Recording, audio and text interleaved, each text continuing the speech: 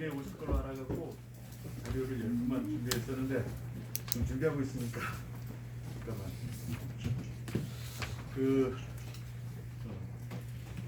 그거 자료를 준비해 주십시오.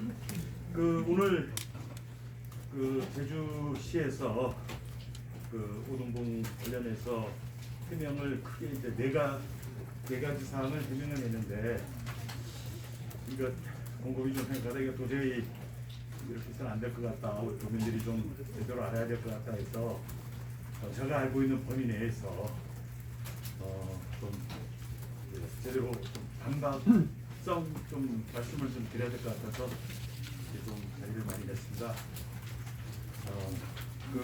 자료에 보시면은 첫 번째, 지금 제주시에서는 1630세대에서 1422세대로 축소했으나 아무 문제가 없다 이렇게 얘기하는데, 이게 사실 중대한 문제가 있습니다. 왜냐하면 당초 사업비가 9,068억이거든요. 9,068억을 수익을 얻을 때 이게 몇 세대냐면 1630세대입니다. 1630세대를 한 채당 5억 5천만 원씩 이렇게 해서 분양을 하기로 이렇게 사업 제한 설정이 되어 있었는데, 이게 1422세대로 은근슬쩍 줄어들었습니다. 그러면 어떤 문제가 생기느냐? 사업비는 그대로거든요. 9,068억. 9,068억을 1422세대로 나누면은 아파트 분양가가 한 채당 얼마 되느냐? 6억 3,700만 원 정도 됩니다. 그러면 한 채당 총 사업비는 그대로고, 아파트가 분양가격이 얼마나 올라가느냐면 한 8천만 원이 올라갑니다. 8천만 원을 제주시 말대로 1420세대를 하게 되면은 약 한 1,100억 이상의 초과이익이 발생하게 됩니다.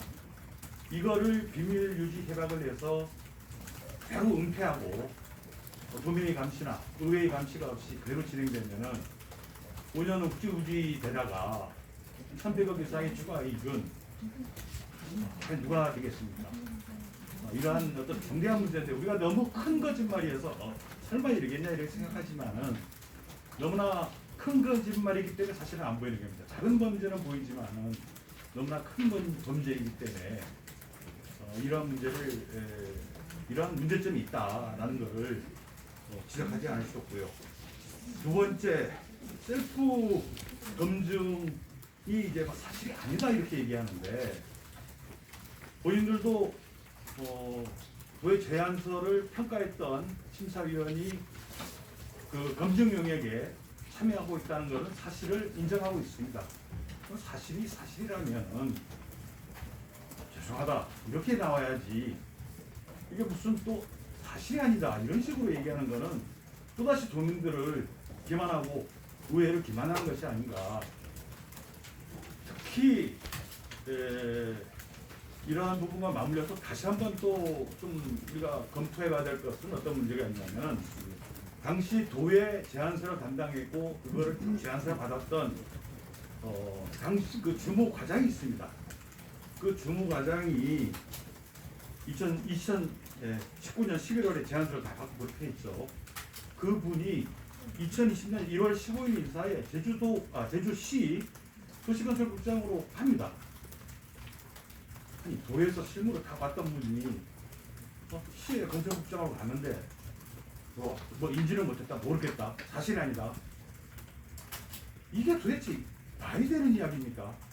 도민들한테 제대로 못해서 죄송합니다, 뭐 지역에 대해서 계산하고 계산받는 거 차겠습니다 이렇게 나와도 될까 말까한데, 그래서 이것도 또한 묵고할 수 없는 부분이고, 그러면은 도의 과장이 시의 건설국장에 가서 도대체 뭐를 했는지 그것도 좀 해명을 하십시오.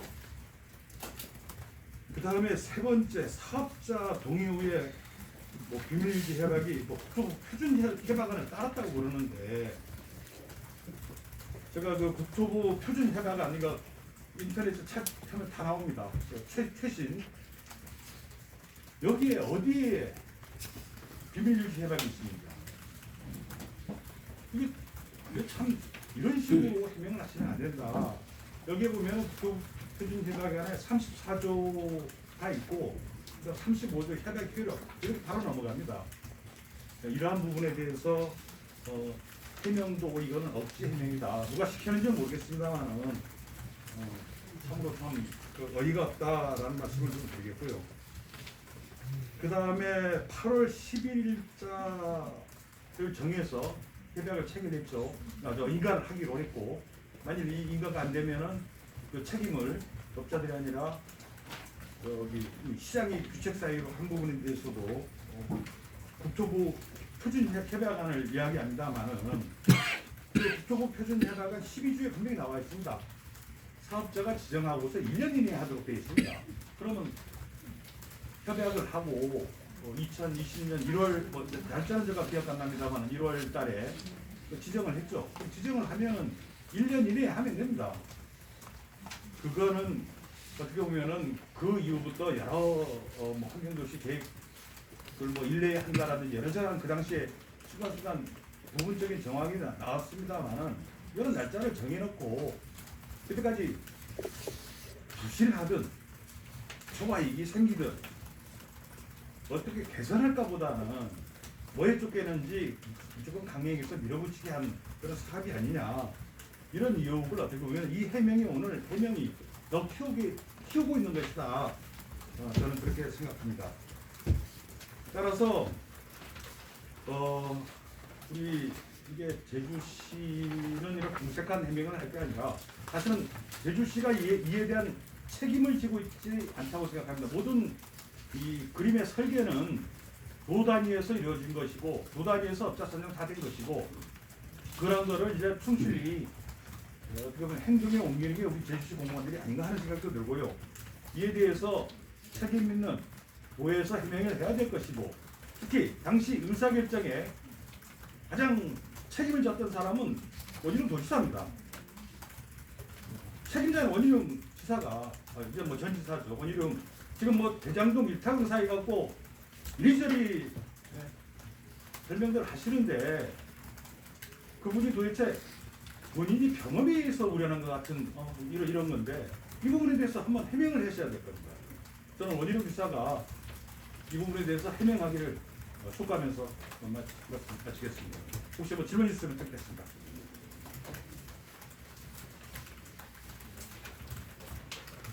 그 첫 번째 말씀하신 사업 규모는 세대 수가 줄었는데 그 사업비 총사비는 그대로 해서 1,100억 이상 추가이익이 발생한다고 말씀하셨는데 이게 어떻게 분석을 하십니까? 그러니까 이게 은근슬쩍 넘어간 거죠.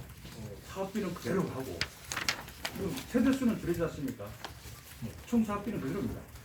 지금 우리 협약서 제가 언론께 공개한 협약서 맨 뒤쪽에 그대로 금액이 나와 있습니다. 이 금액하고 원래 제한서 금액 제가 뭐 보내드렸습니다만 우리 오른공무원 검정경영서에 그대로 금액이 한 200만 원, 2천만 원 차이 나는데 1조 금액에서 그대로고 이렇게 함으로써 세대수, 사업 규모는 줄어들면 사실 공사비도 당연히 208세대가 줄어들어야 되는데 208세대에 맞는 금액은 안 줄어들고 사업비는 지금 그대로 되고 있죠. 그러면은 그 금액 차이가 약 한 1,000억 이상 발생을 하게 되는데 이게 그대로 협약서에 그대로 반영이 되어 있는 상태입니다. 의원님께서 혹시 초과 이익을 계산하는 방식 혹시 확인? 뭐 간단하게 계산하면 그렇죠. 여기서 평당 750만 원씩 원가라고 이제 정산을 했습니다. 자기들 스스로 750만 원. 그러면 33평이면은 한 채당 2억 한 5천 정도 됩니다. 원가입니다. 이게 원가고. 그 다음에 분양가를 애초에는 1,650만 원, 1,630세대 이렇게 해서 한 채당 5억 5천 정도 됩니다. 그래서 이제 3억이 이제 이익이 발생하는 거죠. 뭐 물론 아파트 직접 공사 원가가 750만 원이냐 아니다 뭐 500만 원이다 뭐 이런 거는 변론을 하더라도 인정해서 750만 원이 원가라고 인정하더라도 3억이 발생하는 구조였는데 자 여기에다가 추가로 이렇게 사업 규모를 축소하면서 추가로 1,650만 원짜리 아파트 가격이 이제 5억 5천만 원짜리 아파트 가격이 이제는 6억 3천만 원으로 80만 원이 이제 추가되게 되겠죠. 그러한 구조로 지금 진행하려고 하다가 결국 이게 별미를 지금 잡힌 그런 상태라고 보셔도 되겠습니다.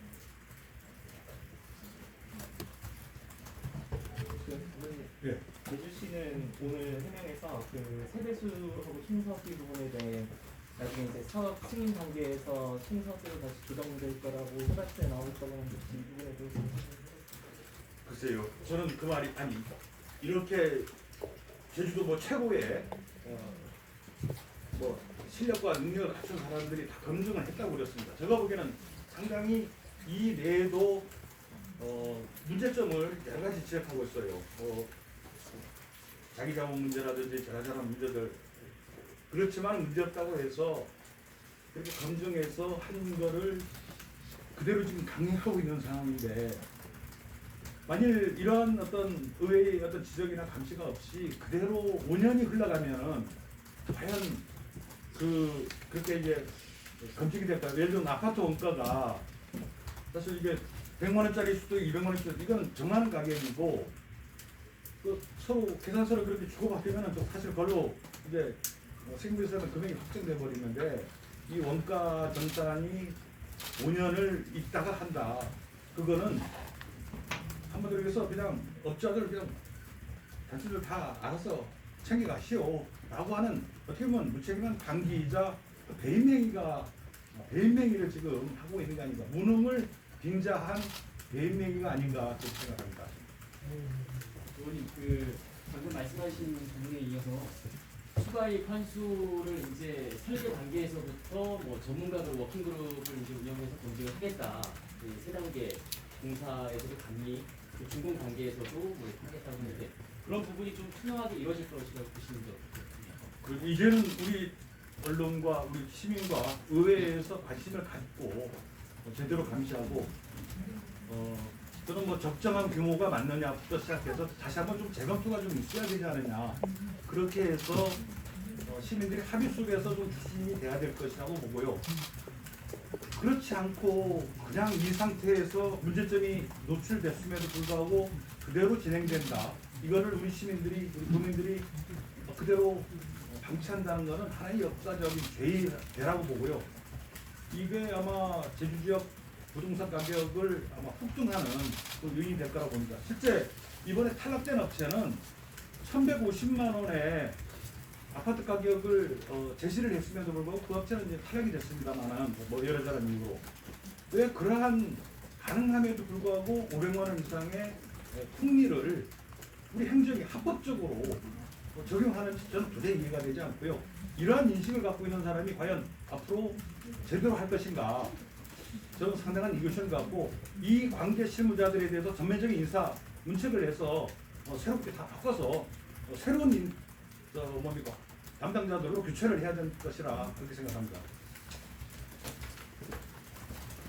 사업비 정산 관련해서 지금 시각대에 보면 공원 시설에 대해서는 설계와 시공과 정산 단계에서 워킹그룹 구성해서 검증을 할 수 있지만 기공원 시설에 대해서는 지금 어떻게 정산할지 구체적인 방법이 지금 포함되어 있지 않습니다.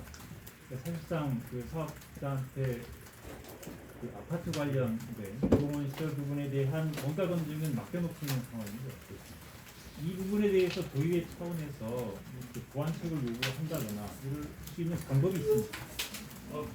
이제 행정자치위원회에서 아마 다음 주에 그 동의재산 심의도 있고 또 뭐 우리 소관 환경도시위원회에서 어떤 역할들을 하시지 않을까.